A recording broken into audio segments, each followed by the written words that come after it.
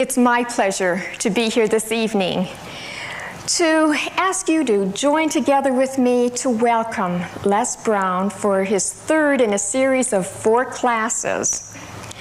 Les is one of the most inspiring, motivational teachers in America today.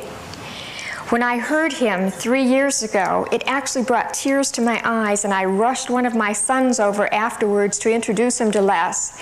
And my feeling was, every young person in America needs to hear this man.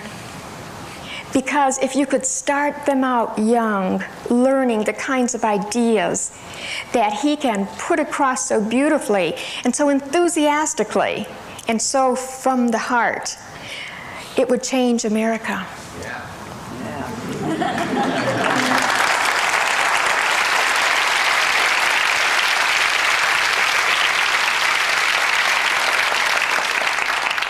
And I knew when he was here before, we'd be having him back again. You know how you just know some things?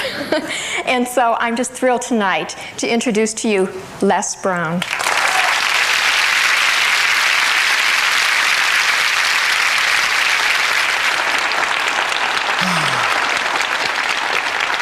Good evening. Good evening. How you doing? Great. I'll ask you how you doing. I want you to say better than good and better than most. How you doing? Better than good, better than most. I know that's right. And sometimes even better than that, right? I'd like to just let you know I really appreciate the opportunity to share some time with you again. Why don't you give Lenore a round of applause, please? Very beautiful personality.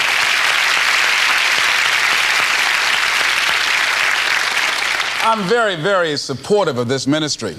I think that Jack Boland is ahead of his time, and the people here who show a level of concern in terms of empowering people and helping them to develop the skills that are necessary to navigate through some of the treacherous waters of life is something that's very much needed. This evening we're going to be looking at how to get unstuck. I think some of you know what I mean. Sometimes we have to ask ourselves, what's using my life? Heard a guy give a lecture one time that says, we are today what we were when. And he was talking about the fact that we, to a great extent, behave, think, react because of some previous experience that we've had. One of the things that we know about life is that it is always changing. Sometimes you're up. Sometimes you're down. Sometimes things go real well, and sometimes they don't. Sometimes you're happy, and sometimes you're sad. Now that's that thing called life. And when we begin to understand and know that, accepting that reality that we will never ever have things just on an even keel all the time, that you're going to have some ups and you're going to have some downs, but during those down moments, that's where the growth takes place. That's where the work is. See, anybody can feel good when they have their health, their bills are paid, they have happy relationships, the children are acting normal, business is successful. Anybody could be positive then. Anybody can have a larger vision then. Anybody can have faith under those kinds of circumstances. Am I correct? Yes. See, but the real challenge of growth, mentally, emotionally, and spiritually, comes when you get knocked down. Somebody said that adversity introduces a man to himself or a woman. How you handle it, that's where the growth takes place. When I was facing some challenges, I had a guy say something to me, and I suggest this is one of the first things that you want to do when you're facing a challenge. You want to get unstuck. Evaluate where you are. Look at it. Assess yourself. Assess yourself and assess the situation. What brought you there? What role did you play? Earl Nightingale had a saying I like. He said, all of us are self-made, but only the successful will admit it.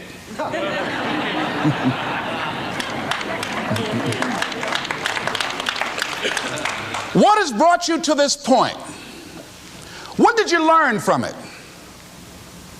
Are you learning anything? Or are you doing it over and over and over again? Somebody said that insanity is doing the same thing in the same way, expecting a different outcome. Are you going through it, or are you growing through it? Are you bigger and better because of it? Because it's not going to leave you until you grow through it. I was going through a major challenge in my life that was wearing me out, that was using me. And one of my students told me in a class that I was teaching, Lessons in Truth, she said, Les, until you handle it with grace, it will stay in your face. And it stayed there a long time. The challenges of life. How do we get stuck? A friend of mine went through a divorce. My best friend. He had a wife that did not love him as much as he loved her. It was his first real true love. He was a very religious man. Did not believe in divorce. He made a mistake. And he paid for his mistake with a lot of pain, a lot of tears. And there came to a point where he knew he should have gotten a divorce. But he was stuck. He was stuck in something called revenge. He said, she's made me so miserable, I'm going to pay her back. He was stuck. And he stayed in there longer than he should have because it began to attack him. It began to affect him psychologically. And as a result of that, when he eventually did get a divorce, he took that same attitude to other relationships, looking for something to go wrong. He was burned so badly, he did not want to risk pain again. He was going in relationships trying to avoid pain. When it became too close, he would do something to make sure the relationship did not work. He would always try and find something wrong with the person because there are no perfect people. So if you look for it, you can find it. He was stuck in revenge. Another friend of mine, working on a job, loved the company very much, expected to retire there. And one day they called him in the office, asked him for his badge and identification, called the security man up, walked into his desk, told him he was fired and he had to leave then. He was devastated. And if you came anywhere near him, he will tell you his story, as we all have stories. Even when he got a job, he went on the job telling anybody who would listen how they fired him unjustly. And he always ended with, it wasn't fair. Life isn't fair. Life just is. It's not fair that birds eat worms, and they do. So we can't even deal with what's fair. But he's stuck in the fact that it's not fair. I don't deserve that. They were wrong. I used to be a state legislator in Columbus, Ohio. During the break, we used to go out on the front lawn of the Ohio legislature, at the Capitol there, and observe people as they came by. There was one particular person that all of us knew.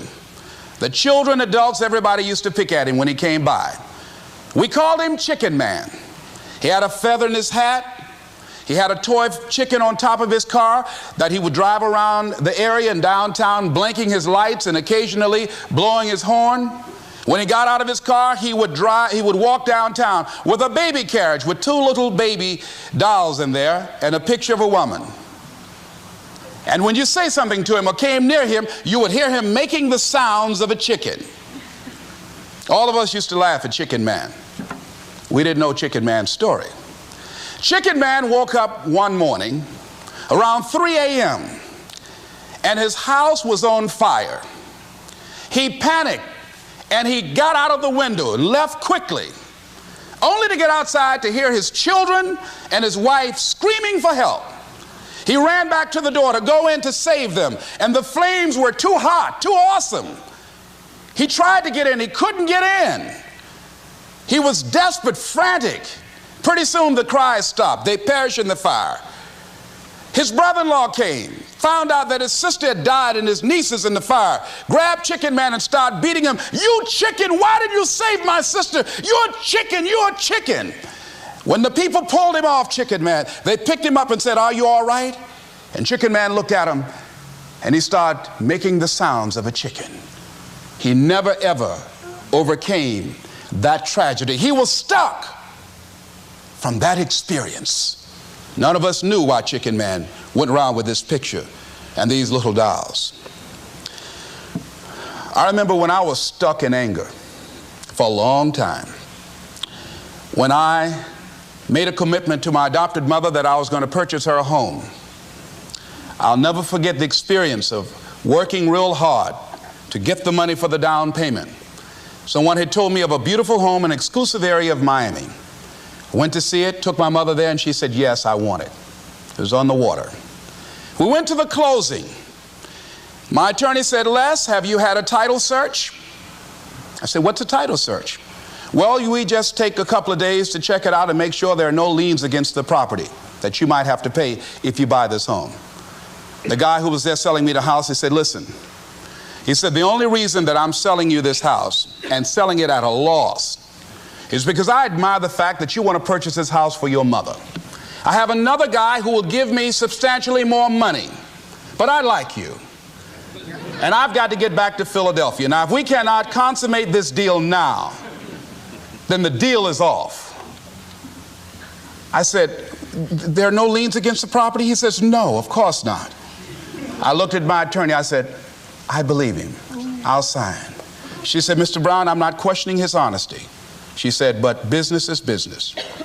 I signed that contract. And we had a big celebration.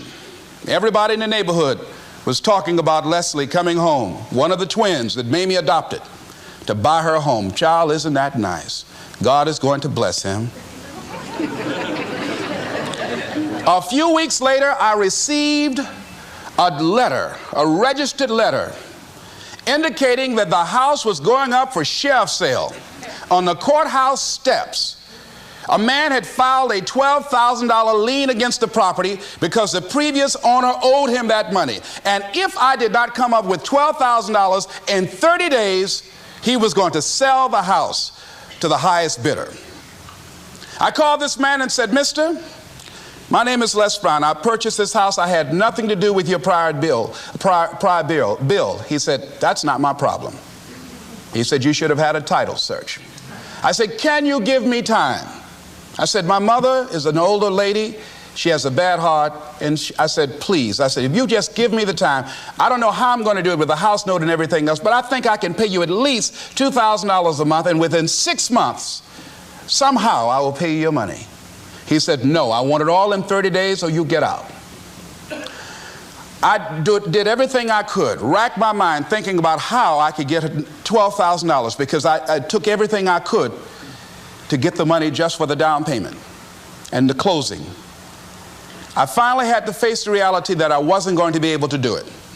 I was up around 2 o'clock in the morning walking back and forth thinking, how was I going to tell my mother this? My children were there in the room sleeping all night long.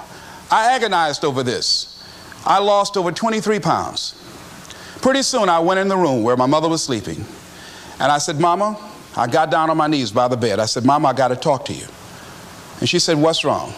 I said, Mama, I said, we got to get out the house. I said, in my haste to buy the house, I made a mistake. She said, that's all right, baby. I didn't like this house anyhow.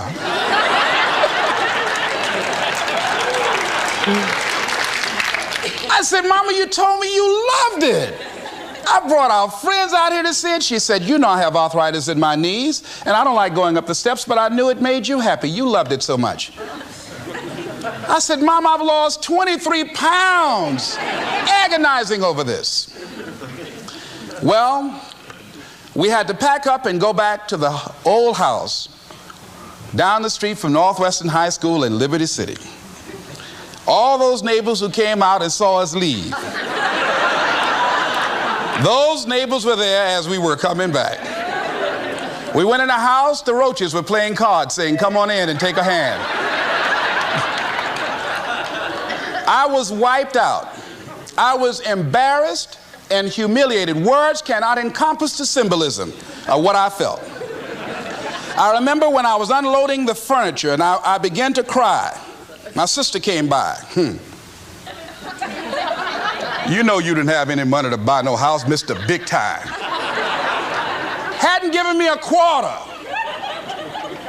You know mama got a bad heart now, y'all, back where you belong. As I was crying and my head down, taking furniture in, my mama said, hold your head up.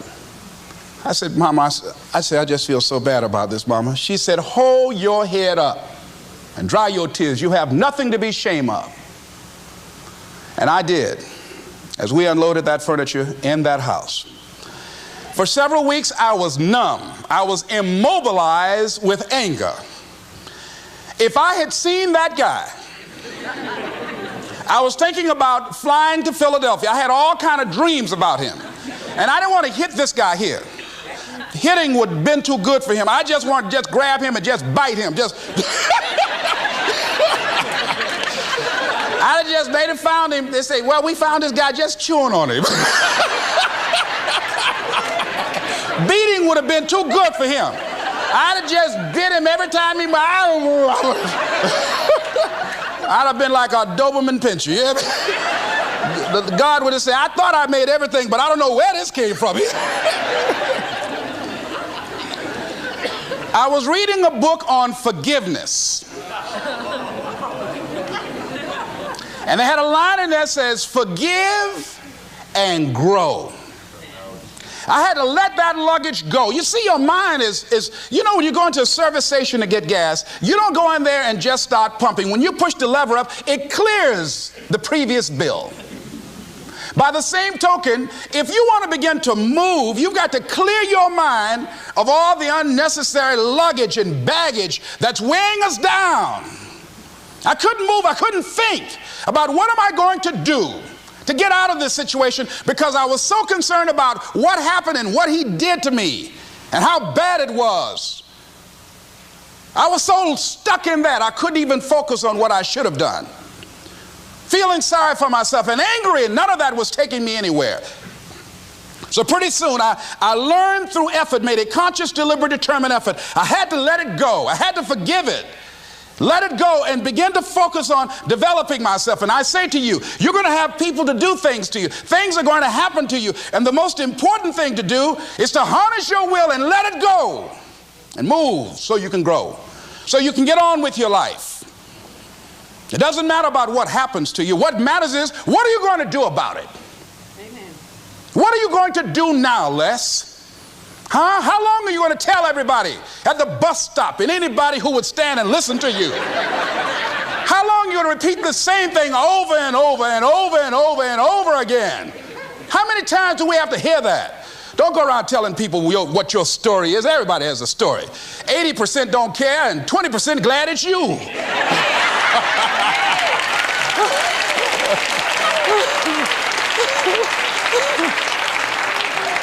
They say, I'm glad that didn't happen to me. Sometimes you think you got some problem. You hear somebody else's problem, and if their problem is real bad, it makes you feel good.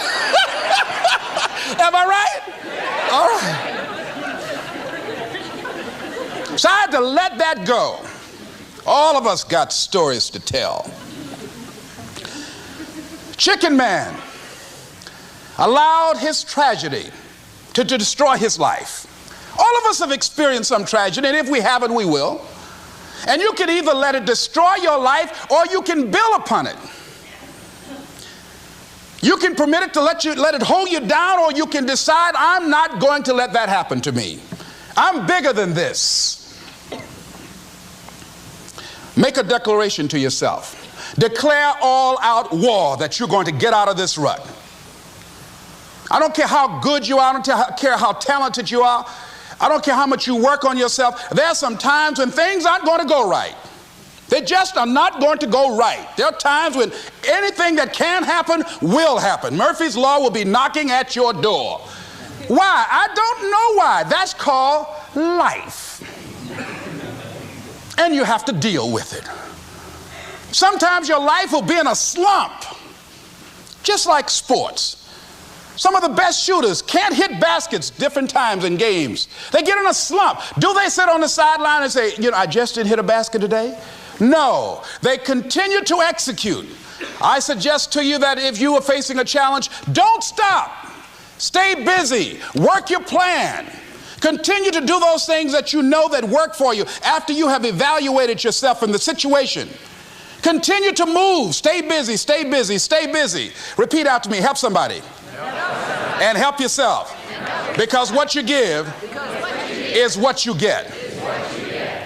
Find somebody that you can help so you can forget about you for a moment. See, sometimes the best thing to do is to be. Sometimes you have to just back up and go within yourself. A bow and arrow, you can't take a bow and just push it out an arrow. You just can't push the arrow out. You have to pull it back and then release it.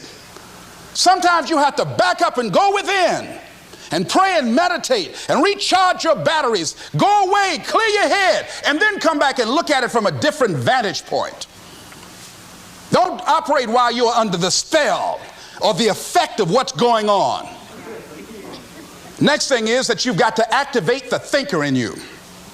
Don't allow your emotions to control you. We are emotional, but you want to begin to discipline your emotion. If you don't discipline and contain your emotions, they will use you. Your mind goes on automatic, just like a God. You know, I loved reading the book called As a Man Thinketh by James Allen. He uses the analogy of the mind being like a garden. You know, weeds don't have to have any encouragement to grow. You don't have to water them. They don't have to get sunshine. They don't have to have fertile ground. They will grow through the cracks of a sidewalk. Am I right? But if you want to grow orchids or roses or any kind of exotic flowers, there are special processes and procedures you must go through. Well, by the same token, you don't have to force yourself or motivate yourself to think negatively, to be depressed, to hate somebody, to want revenge, to want to get back at somebody, to beat yourself up over the head, to feel loaded with guilt. You don't have to make any effort to do that. Your mind is on automatic. It will do that by itself.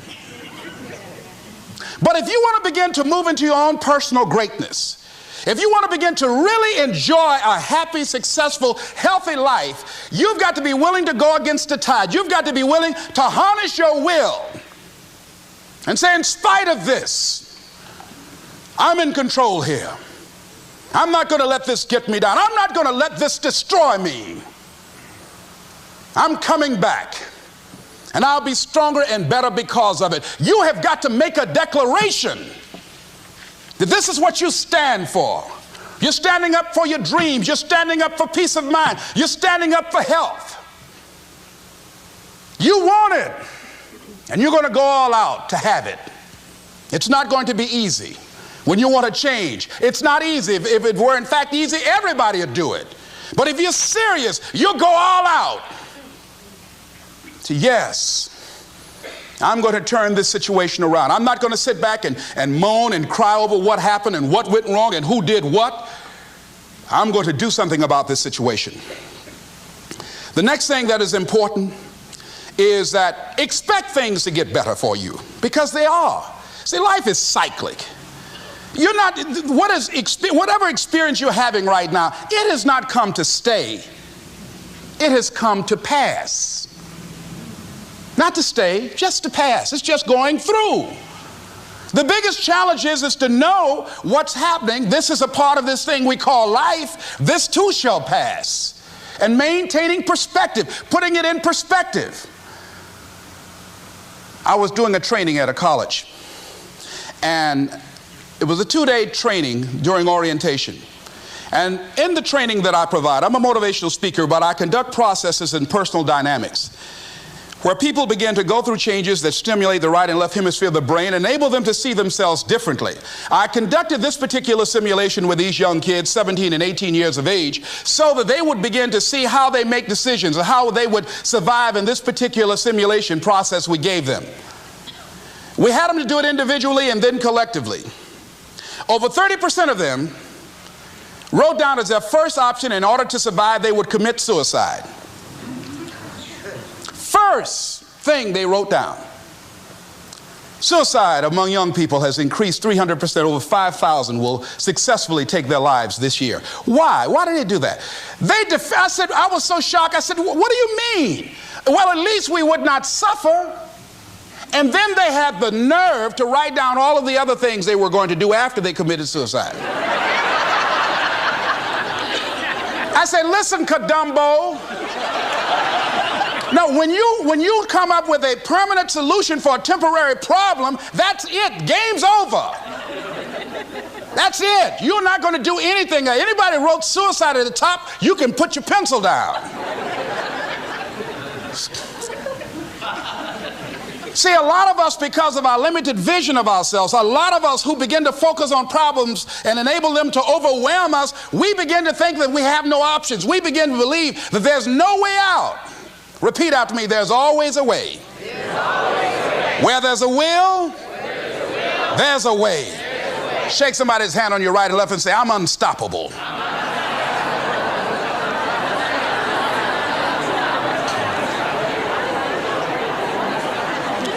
You've got to make those kind of declarations to yourself. I'm unstoppable. This will not get me down. And if I get knocked down, I'm going to be like Leo Pascal. You said you're going to have some low moments in life, but when you do, you will have high lows when you work on yourself.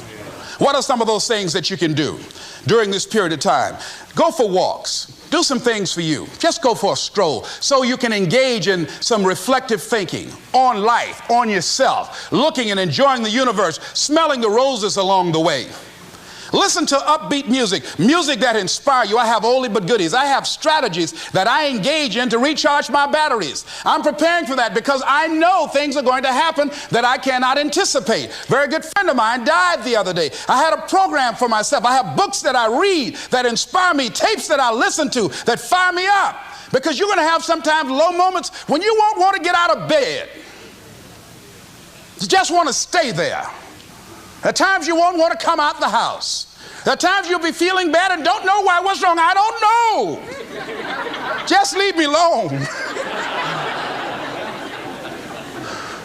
Why did that happen? I don't know. It's called life.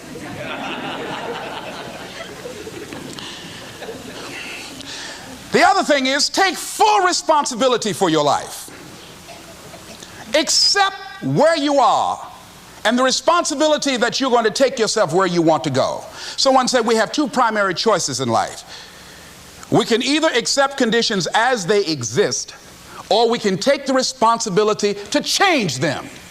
See, a lot of people want to exempt themselves from taking responsibility. All they want to do is talk about the problem. Every time you see them, they'll tell you their story over and over and over and over again. No, no. You want to take responsibility for your life. I got me here, I can get me out of this. And I'm getting out. I'm not going to be a volunteer victim. George Bernard Shaw said there are two kinds of people in life. You know, he said those that make things happen, those that watch things happen, and those that don't know what happened. And he said the people that get along in this life look around for the circumstances that they want, and if they can't find them, they make them. They create them. So part of beginning to get unstuck, you've got to decide that the behavior pattern that you have adopted doesn't work for you. You've got to change your strategies, and changing your strategy means reinventing your life. Recreating you, and you have the power to do that. You can decide that you're going to change, that you're not going to be a wimp. You can decide that you're going to stand up to life. You can decide that I'm going to live each day as if it were my last. You have the power to make that decision. You can decide I'm going to work on myself and develop myself. I'm going to empower me. And all of these things that are happening to me right now, they're just temporary inconveniences. They're not stronger than I am. I'm in charge here.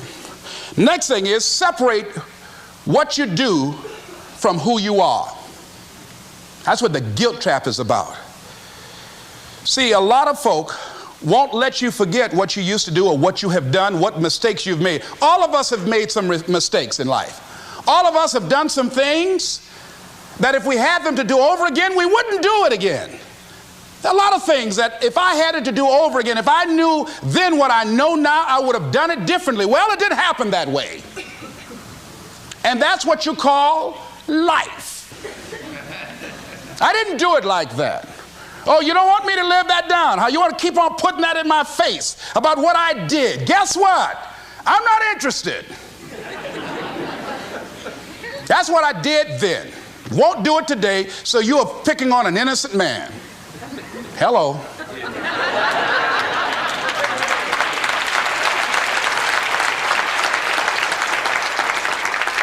So as you're in the process of reinventing your life, write a description of the kind of person that you want to be. What are the things that you must overcome? What qualities about your personality you know that you're going to have to change because those particular characteristics are liabilities to you? What are your assets? What are your strong points? Look at and evaluating yourself to make that determination. Other thing is that in order to get out of a rut, we need some coaching. Find some trusted critics. People that you know care about you and love you. So there's some things that keeps us from growing and getting out of ruts. Number one, we identify with feedback. We take it personal when someone wants to give us some feedback on where we are falling short and tell us about our blind spots. We want to have everything being positive about us. We're not perfect. It hurts. I have a friend who's a trusted critic. I don't like him, but I love him. He doesn't tell me the things I want to hear. He tells me what I need to hear so I can grow. It hurts. It hurts when he put me on the hot seat. I can't stand it. But that's the only way that I can grow. And I'm glad that he loves me enough to risk our friendship to tell me what I need to hear, not what I want to hear. Get a support group, somebody that you can talk to. People who perhaps might have a similar problem. Support groups are very powerful, that you can share some of the challenges that you're going through. And it might be a situation where one person can give you an idea of how they handle that situation and create an opening for you. Begin to stimulate some possibilities in your mind on how you can resolve the problem. We can't grow by ourselves. As I mentioned before, we grow from people and projects. The other thing is about life, when things happen to you, when you permit things to use you, you can't change the past, but you can interpret. You can reinterpret how you see it. For years, I was going around with a heavy load on my shoulders, feeling bad because I was adopted, doing interviews for adoption agencies and foster homes. And I was on television once, and I told these people in this particular interview that I was giving away my twin brother and I when we were 6 weeks of age. A friend of mine, fortunately, was listening to the program. And she said, Les, I'd like to have lunch with you. And so I went over to see her. She said, when a woman carries a baby for 9 months, feeling that life movement in her, it's automatic and natural for her to learn to love that baby, to expect it to come here when she bears the pain to bring it into the world.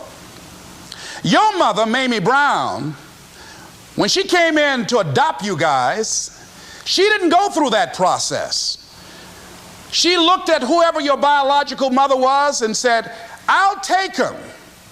You weren't given away less. You were chosen with love.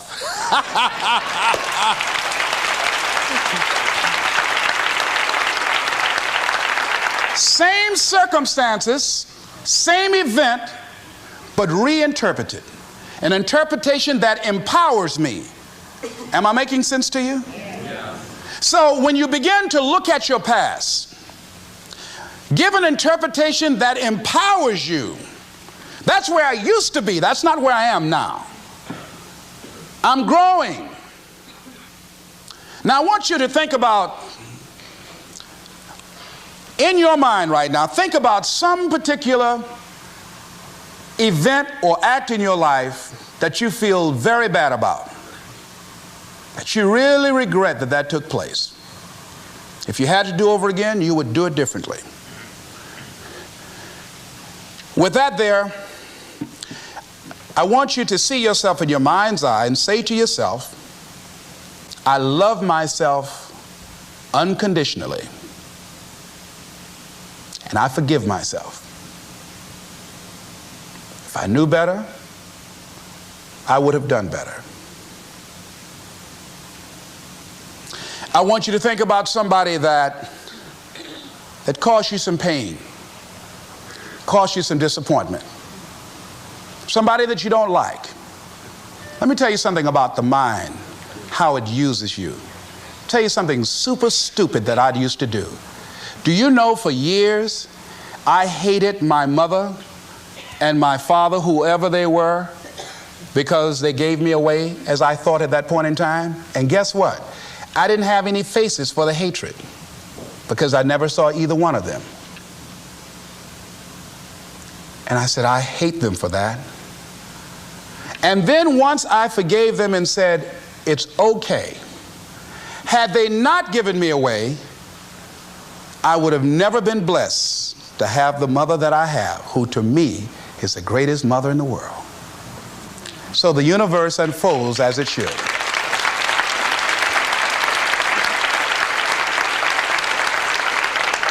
But when I went through this process, saying forgive them, I remember in my mind as I was trying to picture these people, I had two individuals in my mind standing there with no faces because I didn't know how they look.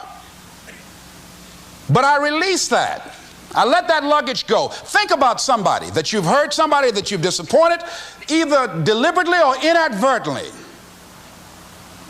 or someone that has hurt you deliberately or inadvertently. Think about them. Somebody that you really, when you think about them, the room turns red.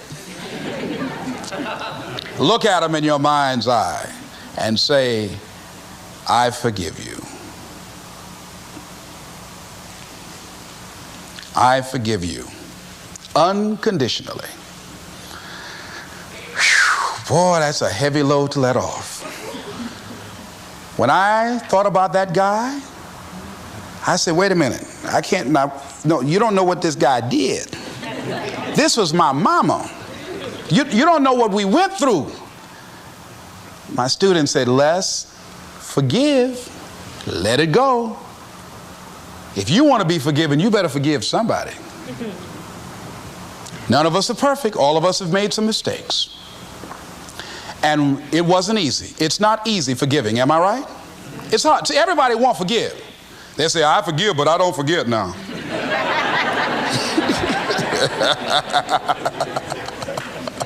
Let it go so you can grow. Let's get a little demonstration here.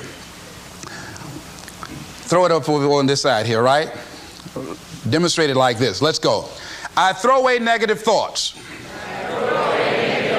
Revenge. Guilt. Anything that's been holding me back. Now with that right hand, let's bring something in. I bring in love. Peace of mind. Good relationships. Whole lot of money.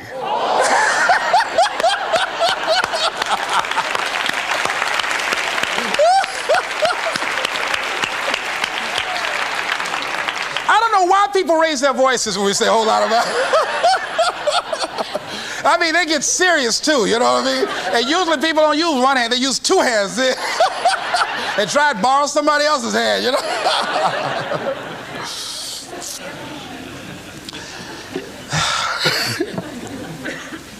Reinterpreting our past. Understanding and knowing that we can move from where we are. That we can begin to design the kind of life that empowers us, that gives us happiness, that enable us to be on top of who we are. Knowing that as we begin to explore new horizons and new vistas in life, that as we begin to focus on developing ourselves, as we begin to elevate ourselves and not to follow the crowd, activating the thinker in us and disciplining and putting on hold the emotional part of ourselves. It's not easy, but through practice and practice and practice, practice makes what? Absolutely not. Dismantle that belief system. Practice makes improvement. You can always better your best. You can always go beyond anything that you have ever done. You'll never hit a state of perfection. You're always bigger than what you do.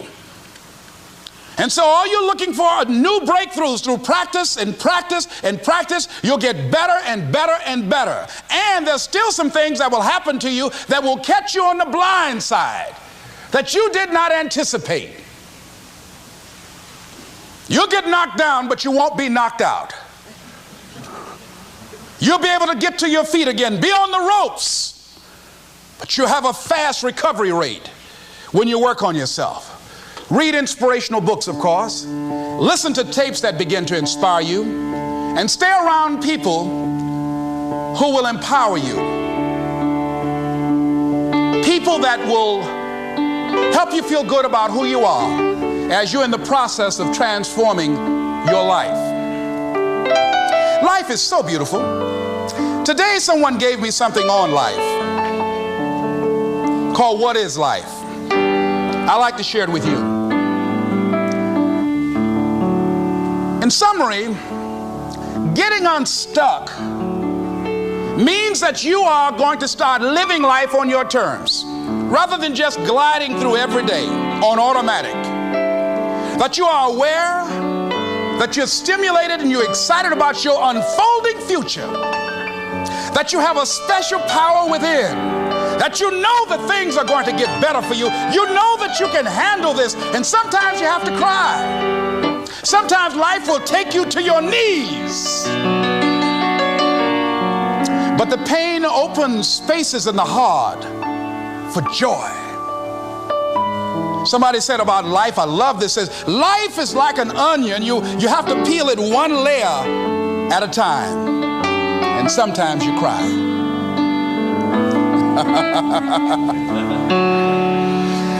This author said about life, life is a challenge. Meet it. Life is a gift. Accept it. Life is an adventure. Dare it. Life is a sorrow. Overcome it. Life is a tragedy. Face it. Life is a duty. Perform it. Life is a game. Play it. Life is a mystery. Unfold it. Life is a song. Sing it. Life is an opportunity. Take it. Life is a journey. Complete it. Life is a promise. Fulfill it. Life is a beauty. Praise it. Life is a struggle. Fight it. Life is a goal. Achieve it. Life is a puzzle. Solve it. Isn't that beautiful? I love that.